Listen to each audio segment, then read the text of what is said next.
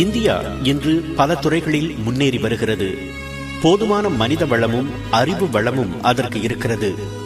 அந்த மனித வளத்தையெல்லாம் சமத்துவம், சமநீதி என்ற அடிப்படையில் பயன்படுத்தினால் இந்தியா உலகுக்கே ஒரு முன்னுதாரண தேசமாக விளங்க முடியும். ஆனால் உலக நாகரிகத்துக்கு வித்திட்ட தேசங்களுள் ஒன்றான இந்தியாவில்தான் பல தேசங்களில் காண முடியாத ஓர் அநாகரிகமும் வேரூன்றி இருக்கிறது. அதுதான் தீண்டாமை, ஜாதி பிரிவினை என்ற அநாகரிகம். காலனித்துவ ஆட்சியாளர்களிடமிருந்து கூட விடுதலை பெற்றுவிட்டது அந்த தேசம். ஆனால் காலம் காலமாக தங்களை மேல் ஜாதி என்று கூறிக்கொள்பவர்களின் அடக்குமுறையிலிருந்தும் அநாகரிகத்திலிருந்தும் விடுதலை பெற முடியாமல் தவிக்கின்றனர் கீழ் ஜாதி என்று வகைப்படுத்தப்பட்டவர்கள். மேலை நாடுகளில் கூட தோலின் நிறத்தின் அடிப்படையில்தான் இன ஒதுக்கல் கடைபிடிக்கப்பட்டது. ஆனால் இந்தியாவில்தான் பிறப்பின் அடிப்படையிலும் செய்யும் தொழிலின் அடிப்படையிலும் ஒருவன் மேல் ஜாதி என்றும் கீழ் ஜாதி என்றும் தரம் பிரிக்கப்பட்டான், இன்றும் பிரிக்கப்படுகிறான். அந்த அநீதிகளால் பூனி குறுகி போய் சுயமரியாதையை இழந்து தாங்கள் மனிதர்கள் என்ற உணர்வையும் மறந்து போன உயிர்கள் எத்தனை கோடி இருக்கும்? அந்த எண்ணிக்கையை வரலாறு கூட மறந்து போயிருக்கும். பாதிக்கப்பட்டோரில் பலர் அது நம் விதி என்று ஒதுங்கி நிற்க, அது விதி அல்ல, ஆதிக்க வர்க்கத்தின் சதி என்று துணிந்து சொன்னார் ஒருவர்.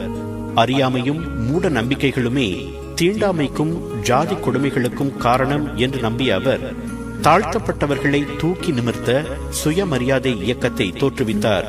இத்தனைக்கும் அவர் நாயக்கர் எனும் உயர் ஜாதியில் பிறந்தவர். அப்படி இருந்தும் ஜாதி கொடுமை, தீண்டாமை, மூட நம்பிக்கை, பிராமணியம் போன்றவற்றை எதிர்த்து தாழ்த்தப்பட்ட மக்களுக்காக குரல் கொடுத்தார்.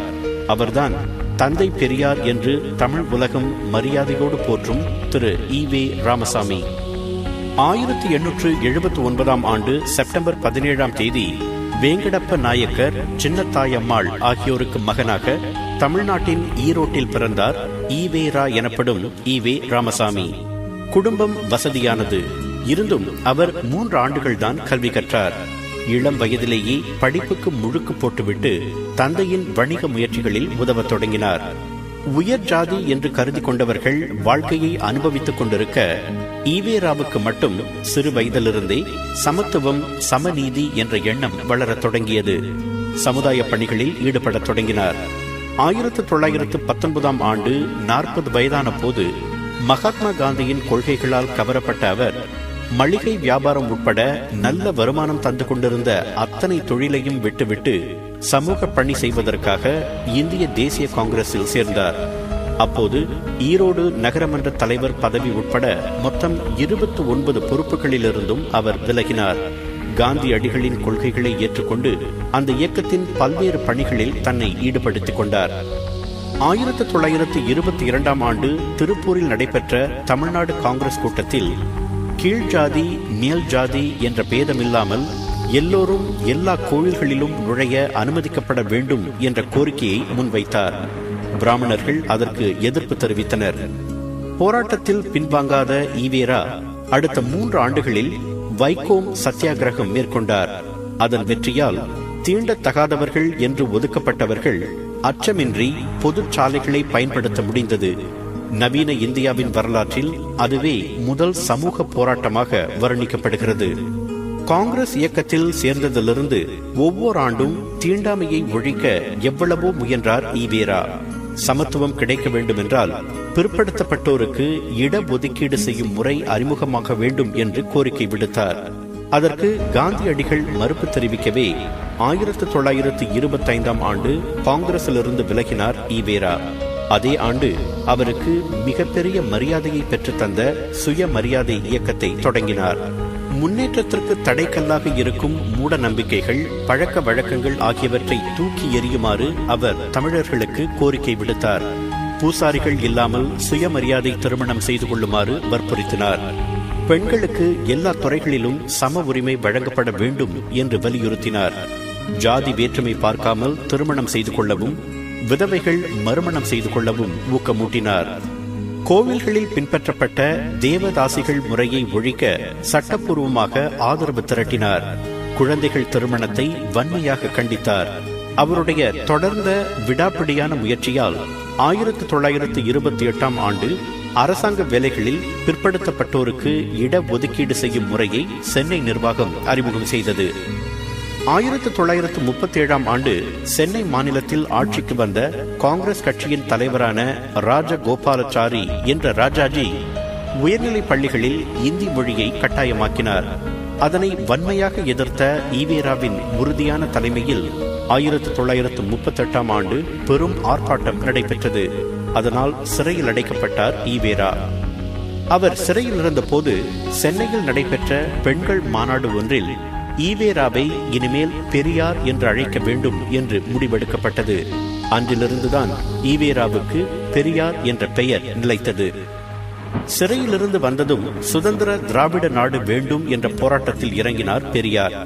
அதே நேரம் இந்தி எதிர்ப்பு போராட்டமும் தொடர்ந்தது. இறுதியில் 1940 ஆண்டு ஜனவரி 21 தேதி கட்டாய இந்தி மொழி கல்வியை மீட்டுக் கொண்டது சென்னை நிர்வாகம். பெரியாரின் தொடர் போராட்டத்திற்கு இன்னொரு வெற்றி கிடைத்தது 1941 ஆண்டு. ரயில்வே நிலையங்களில் இருந்த உணவகங்களில் பிராமணர்களுக்கும் மற்றவர்களுக்கும் தனித்தனியாக உணவு பரிமாறப்படும் அருவருப்பான பழக்கம் அந்த ஆண்டிலிருந்து தடை செய்யப்பட்டது. 1944 ஆண்டு சேலத்தில் நடைபெற்ற கூட்டத்தில் கட்சியின் பெயரை திராவிடர் கழகம் என்று மாற்றினார் பெரியார். கழக உறுப்பினர்கள் தங்கள் பெயர்களிலிருந்து குல பெயர்களையும் ஜாதி பெயர்களையும் நீக்கிவிட வேண்டும் என்றும் கேட்டுக்கொண்டார். 1948 ஆண்டு தமது 70வது வயதில் 30 வயதான மணியம்மையை மணந்து கொண்டார் பெரியார். அதனை காரணம் காட்டித்தான் சிலர் திராவிடர் இயக்கத்திலிருந்து பிரிந்து அறிஞர் அண்ணாவின் தலைமையில் திராவிட முன்னேற்ற கழகத்தை தொடங்கினர். 1952 ஆண்டு இரண்டாவது முறையாக சென்னை மாநிலத்தின் முதலமைச்சராக வந்த ராஜாஜி ஒரு விசித்திரமான திட்டத்தை அறிவித்தார். பள்ளி பிள்ளைகள் காலை நேரங்களில் பள்ளி பாடங்களையும் மதிய நேரங்களில் அவரவரது பெற்றோர் செய்து வந்த தொழிலையும் கற்றுக்கொள்ள வேண்டும் என்பதுதான் அந்த திட்டம். குலக்கல்வி திட்டம் என்றழைக்கப்பட்ட அது தீண்டாமையை தொடரச் செய்யும் ஒரு சூசகமான திட்டம் என்று கொதித்தெழுந்த பெரியார் அதனை மீட்டுக் கொள்ளுமாறு முழங்கினார். அதன் விளைவாக 1954 ஆண்டு மார்ச் மாதம் முதலமைச்சர் பதவியிலிருந்து விலக வேண்டிய நிலை ராஜாஜிக்கு ஏற்பட்டது. அந்த பதவிக்கு வந்த காமராஜர் உடனடியாக குலக்கல்வி திட்டத்தை நிறுத்தினார். முதிர்ந்த வயதிலும் சமத்துவத்துக்கும் சமநீதிக்குமான போராட்டத்தை பெரியார் நிறுத்தவில்லை. அதன் பலனாக 1971 ஆண்டு ஜனவரி 12 தேதி ஜாதி குலம் என்ற அடிப்படையில் இல்லாமல் அனைவருக்கும் சமமான வேலை வாய்ப்புகளை வழங்கும் சட்டத்தை அமுல்படுத்தியது திராவிட முன்னேற்ற கழகம். பின்னர் 1973 ஆண்டு கருவறை நுழைவு போராட்டத்தை நடத்தினார் பெரியார். கோவில்களில் உள்ள கர்ப்ப கிரகத்துக்குள் எந்த ஜாதியைச் சேர்ந்த ஒருவரும் நுழைய அனுமதிக்கப்பட வேண்டும் என்பதே அந்த போராட்டத்தின் நோக்கம். இதுபோன்று தாழ்த்தப்பட்டவர்களுக்கு சமநீதி கிடைக்க வேண்டும் என்று தன் கடைசி மூச்சு வரை போராடி சுயமரியாதை உணர்வை விதைத்து தீண்டாமையை ஒழித்து ஜாதி கொடுமைகளை புறம் முதுகிட்டோடு செய்த தந்தை பெரியார் 1973 ஆண்டு டிசம்பர் 24 தேதி தமது 94வது வயதில் காலமானார். அவரது வீரியமான பேச்சுக்களிலிருந்து இதோ ஒரு சில வரிகள்.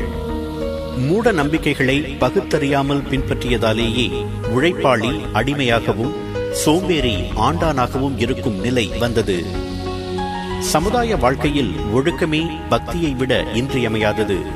ஒழுக்கம் என்பது சொல்லுகின்றபடியே நடப்பதும் நடந்தபடியே சொல்லுவதுமாகும். பக்தி என்பது தனி சொத்து, ஒழுக்கம் என்பது பொது சொத்து. பக்தி இல்லாவிட்டால் இழப்பில்லை, ஒழுக்கம் இல்லாவிட்டால் எல்லாமே பாழ். பெரியாருக்கு 1970 ஆண்டு யுனெஸ்கோ அமைப்பு விருது வழங்கி சிறப்பித்தது. அந்த விருதில் பொறிக்கப்பட்ட வாசகம் இது: புதிய யுகத்திற்கான தூதுவர், தென்கிழக்காசியாவின் சாக்ரட்டிஸ், சமுதாய சீர்திருத்தத்தின் தந்தை, அறியாமை மூடப்பழக்கங்கள் ஆகியவற்றின் எதிரி. அத்தனை வர்ணனைக்கும் பொருத்தமானவர் தந்தை பெரியார். அவரை போல் தனக்கு சரி என்று பட்டதை தயங்காமல் சொல்லும் அஞ்சாமையும், எதிரியாக இருந்தாலும் அவரை மதிக்கும் பண்பும், சமத்துவம் ஓங்க வேண்டும் என்ற உயரிய சிந்தனையும், இவற்றுக்கெல்லாம் மேலாக மூட பழக்க வழக்கங்களை தூக்கி எறியும் திணவும் தைரியமும் உள்ள எவருக்கும் வானம் வசப்பட்டே ஆக வேண்டும்.